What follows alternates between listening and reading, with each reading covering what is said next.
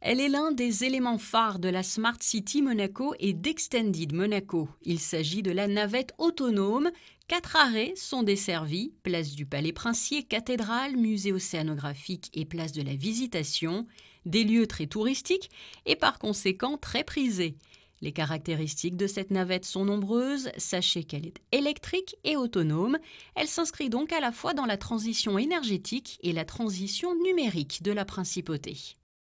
Ça fait plusieurs mois qu'on travaille tous ensemble, le gouvernement, mais aussi la CAM et d'autres acteurs de la ville au final sur ce projet de navette autonome. On apprend, voilà, c'est le bon terme, on essaye d'apprendre et de comprendre comment ces navettes, comment ces technologies de mobilité autonome pourront demain, parce que c'est pas pour tout de suite, mais pourront demain, d'ici quelques années, être des bons compléments de nos mobilités traditionnelles, de nos lignes de bus traditionnelles. Comment est-ce qu'on pourra utiliser ces technologies dans des zones piétonnières par exemple, ou en dernier kilomètre par exemple, pour compléter un parcours de bus et desservir une grande tour qui serait un peu isolée ou un quartier qui serait un petit peu isolé. Voilà ce qu'on essaye de comprendre aujourd'hui au travers de cette expérience.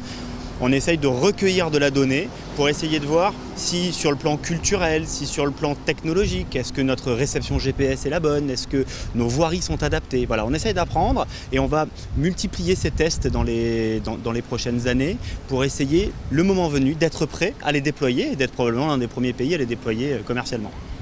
Et cette navette est gratuite. Elle peut accueillir 15 passagers, propose 11 places assises. L'exploitation est confiée à la compagnie des autobus de Monaco en partenariat avec le groupe de transport Keolis. Elle est fabriquée par la société française Navia.